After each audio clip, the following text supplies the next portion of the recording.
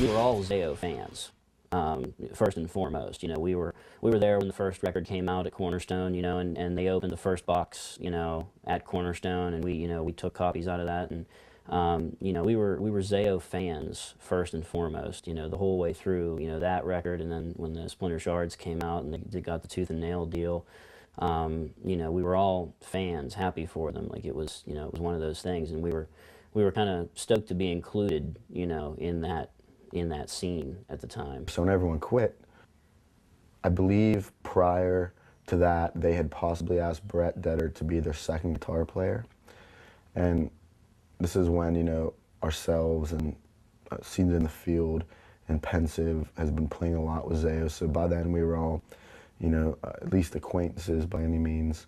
Zao was pretty much my favorite band at the time, definitely my favorite hardcore band, and I just remember at one point, I remember I worked today at a laundromat, cleaning a laundromat, and I was playing in Pensive, and I think just started the Juliana Theory maybe. None of my bands were full-time, and I really just wanted to tour, but other people in my band like couldn't tour and stuff, and I remember I called Jesse one night while I was working at the laundromat, and I was like, Jesse, if Roy ever decides to quit, or if anything ever happens, give me a call, because I'd love to play guitar for the band. A couple months later, Jesse called me up and was like, hey, Roy's gonna do, you know, like one last tour, and after that we want you to join the band. Ron Gray was in the band too by this time, and shortly after he had left, he was kind of like a middle guy. Kevin Moran was playing for Mick.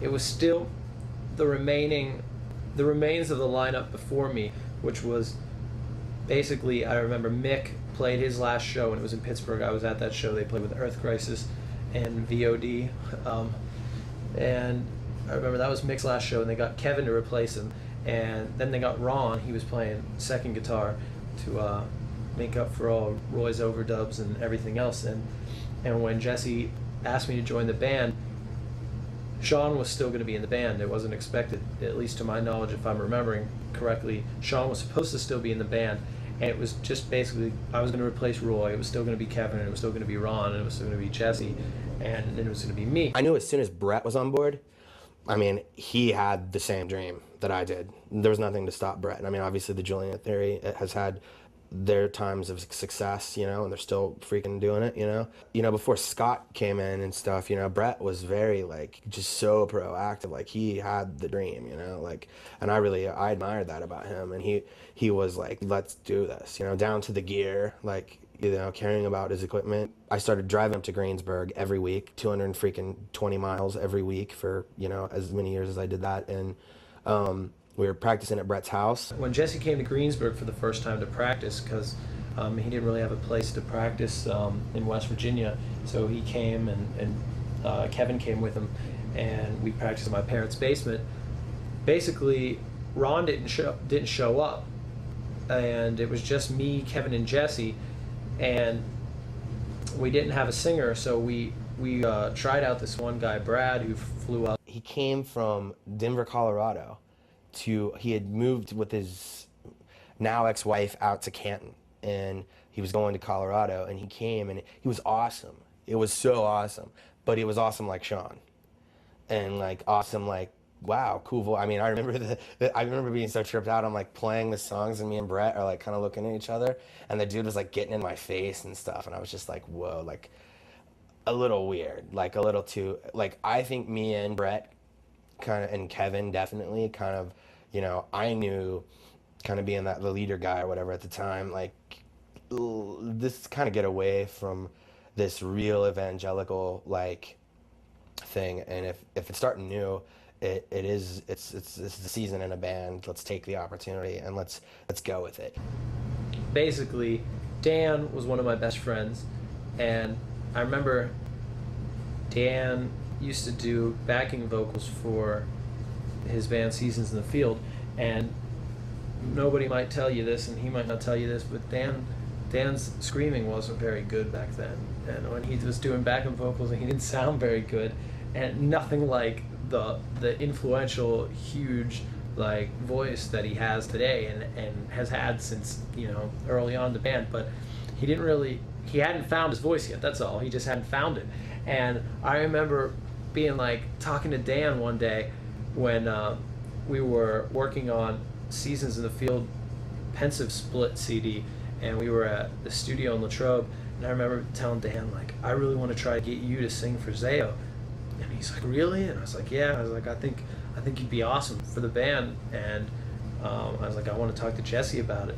And so I remember I just told Jesse, I was like, you know, I think we should try out Dan. And Jesse knew Dan, he, you know, a little bit at least from hanging out with him when he came to Greensburg and whatnot. What did I think of Dan the first time I met him? I thought he was a freaking nut job because I asked him to go to Denny's with me. I just met Chad Montague, that's now on the Juliana Theory, Marty Lund, that's now Zao's bass player, Brett, Russ, and we all met because they were in Sower, and Brett was in Pensive. And the first time I met him, it was when Sean was still in the band, and I was like, dude, you want to go to Denny's after the show? And he's like, I don't know, I think I need to pray about it. And I was just like, whoa, like, cool, dude. I need to buy one roll of toilet paper too. And it was awesome. Like, it was so genuine, and I'm not even making light of it. Like, Dan Weyandt is a freaking beautiful character. Dan was gonna come to practice, and he called up and was like, I'm gonna come, but I'm gonna bring Russ with me. And it was kind of, it's ironic, and it was kind of like the same thing where Marty was like, yeah, I'll come join your band, Red Number 9, if I can bring Russ. And it was the same type of thing. And fortunately, thank God, we said yes, and we weren't stupid about that, because Russ was, you know, phenomenal guitar player and songwriter and showman and everything else. I pretty much, at the time, Russ was full-blown, just like my best friend. Spent pretty much every day together, non-stop, just hanging out and doing whatever. And actually, at the time, I told him that I wouldn't be in the band unless Russ was allowed to be in the band, because to me, you know, his friendship was worth more than doing, you know, some band. Me and Dan, we had actually gone to Bible school in our area, and we kind of wanted to transfer to a school called Elam Bible Institute in New York. And literally a week before we were, you know, about to go up to the school and move in and start, you know, taking classes and stuff, he had the conversation with Brett and Jesse, and then he called me, and I talked to Dan. I was like, you know, what's up? He told me he had something, you know, some crazy news that, you know, could make or break our lives, you know, kind of like a radical change. But he was like, how would you feel if, you know, you were the guitarist for Zao? And I was just like, I remember it too, because I was at my parents' house, and I was just lying on the bed watching TV. I remember trying out, and it was a little strange at the time because my personal influences vocally, I guess, weren't what was necessarily being heard at the time. His voice, I mean, was very, very, very different. Like, and I mean, we were super into like Carcass. I was always about it, you know. Honestly, I don't really care what people think, like, so I don't think it was ever a concern to me. I definitely didn't give a rip what the label thought, because I knew it was going to be huge, and I knew for the first time ever in anything I'd done musically that it was actually going to make an impact. I don't